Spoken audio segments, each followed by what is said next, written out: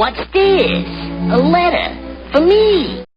Welcome to another episode of Remember the Great Sports Through the Mail Thursdays. Today I'm going to share with you 3 recent returns that I just got back in the mail, and let's just jump right into this. So the first one is postmarked from Missouri, and it is a return from former Philadelphia Phillies manager John Felske on 1, 2, 3, and 4. Recently I was going through my commons out in the garage, and I went through my 87 tops and my 86 tops, obviously. And I kid you not, I had a ridiculous amount of these 87 tops cards. And I'm talking like 15 plus of Mr. Felske. And the 86s, I only had a couple. But Felske was a player before he was a manager, so let me tell you a little bit about his playing career before we talk about his managing career with the Phillies. The 6'3" catcher, John Felske, grew up in Illinois and actually attended the University of Illinois, where he played his college baseball as a catcher. Felske signed with his hometown Chicago Cubs in 1961, and he worked his way up through the Cubs minor league system until finally he got a chance at the major leagues in 1968. After the 1968 season, Felske would be selected by the Seattle Pilots in the expansion draft as one of their players. However, he would not appear in a game for the Seattle Pilots at the major league level.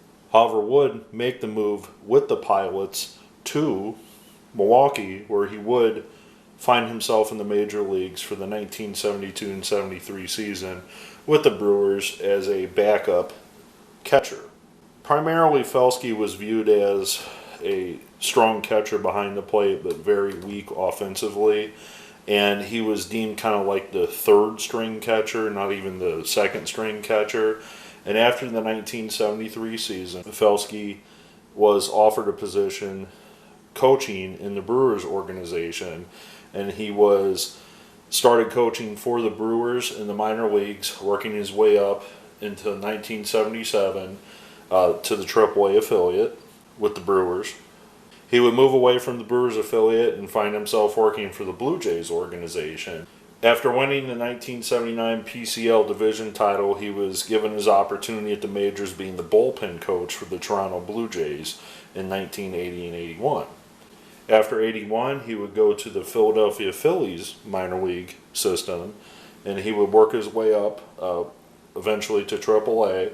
And then he would get the promotion to the majors going into the 1984 season with the Phillies coaching staff. After the 1984 season, Paul Owens handed the job to Felske as Owens continued being the general manager for the Phillies. And in 1985, Felske became the manager of the Phillies. During his tenure at the Phillies from 1985 and 86, he basically had a .500 record. And going into the 1987 season, Felske only won 29 of the team's first 61 games. And in June of that year, he was let go by the Phillies as the manager. I don't know a lot about what Felske did after he was let go by the Phillies. I would assume that he stayed in baseball in some capacity until he reached retirement age. As far as I know now, he is not working in baseball, and he is retired. So thank you, Mr. Felske, for adding those to my collection. All right, so the next one is postmarked as well. Where's that from? I can't read it, so we'll just go with it. It's kind of worn off. It is former sinker ball specialist Bob Locker on his rookie card, and it's kind of hard to see. He signed it kind of in a dark spot there. Kind of wish he would have went above the tree line there. It would have showed up a little bit better. On 1, a second is a Seattle Pilot. I went through my Seattle Pilots cards and noticed I had a card of him there. A 3rd is a Chicago Cub, and a 4th as a Oakland A. Locker, an Iowa native, attended high school in Iowa, then went on to later star on Iowa State University's team. He was signed by the Chicago White Sox as an amateur free agent in 1960. He He would spend 1960 and 1961 in the minor leagues for the Chicago White Sox, starting in 30 games for the White Sox and going 15 and 12 in 1961. However, in 1962 and 63, Mr. Walker served his country and was in the military for 2 seasons. So thank you very much, Mr. Walker, for your service. He came back in 1964 and pitched in the White Sox AAA affiliate, appearing in 35 games and starting 32 of those with a 16-9 record. So despite losing 2 years to military service, he didn't lose a step, so to speak, when he was discharged from the military. Well, in 1965, he got the opportunity to join the Chicago White Sox at the major league level, and he was in the bullpen with Hoyt Wilhelm and Eddie Fisher, and he appeared in 51 games that season for the White Sox with a 5-2 record, so pretty unhittable with his sinker ball. In 1966, he would follow it up with 56 games appeared in. In 1967, he would actually lead the league in appearances with 77, going 7-5 with a 2.09 ERA. So his ERA was immaculate while with the White Sox with that sinker ball. Well, during the 1969 season, he was then traded at 31 years old to the Seattle Pilots. He appeared in 51 games that year for the Pilots after the trade, and then would make the move to Milwaukee in 1970 with the Pilots and the Brewers. So him and Felske would have been teammates at one point or another, and I bet John Felske probably caught a few sinker balls from Mr. Walker during his career. So, midway through the 70 season, the Oakland A's purchased Bob Walker from the Brewers. He would spend a couple seasons with Oakland. He would win a World Series with them in 1972 out of the bullpen. So after the 72 season, going into the 73 season, he would be traded to the Chicago Cubs for Bill North. He would spend the 73 season with the Cubs, appearing in 63 games and having a minuscule 2.54 ERA. After the 73 season, he would pack his bags and go back to Oakland to play for the Oakland A's for another season. However, he was injured during that season, and he had to sit out the entire 1974 campaign and didn't even pitch in a game that year for Oakland, despite him being on the roster. After the 74 season, he was then traded back to the Chicago Cubs for a second time for aging veteran Hall of Famer Billy Williams. So this is how Billy Williams came to the Oakland A's. Well, he spent the 1975 season only about halfway through the season with the Cubs when the Cubs did release him in June of 1975.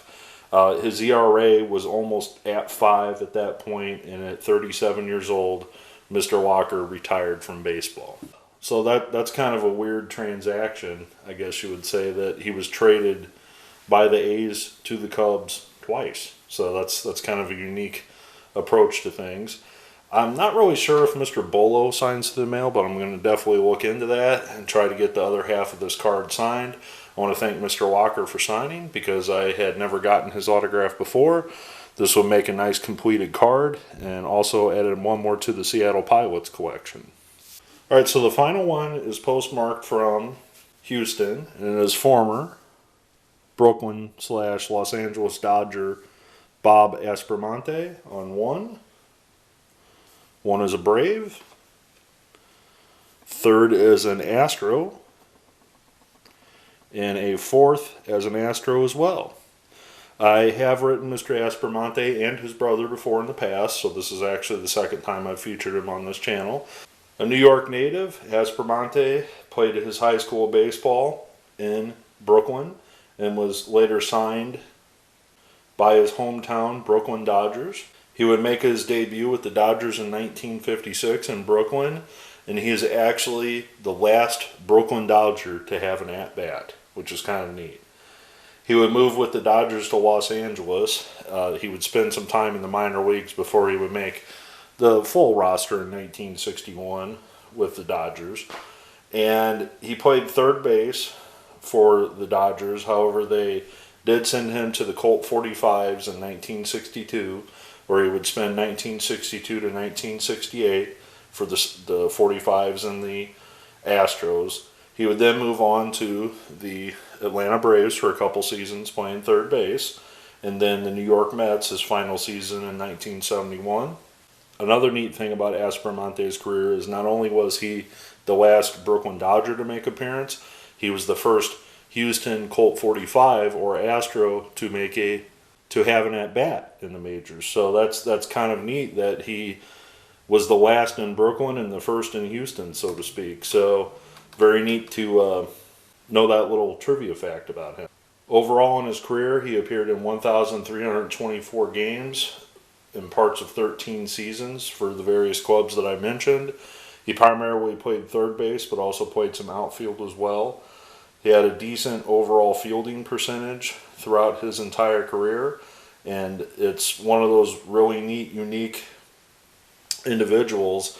As a matter of fact, in 2019, August 3rd of 2019, he was inducted into the Houston Astros Colt 45s Hall of Fame.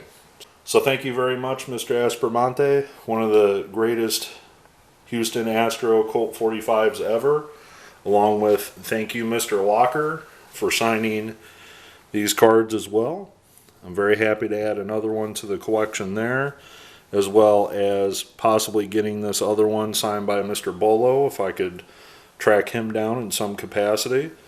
So we'll see if that happens or not. And of course, thank you, Mr. Felske, for signing these four. I know they're not super special 86 and 87 tops, but they're pretty common and you can find them out there. So thank you for joining me for another episode of Remember the Great Sports through the Mail Thursdays. I look forward to your comments below. And as always, happy collecting.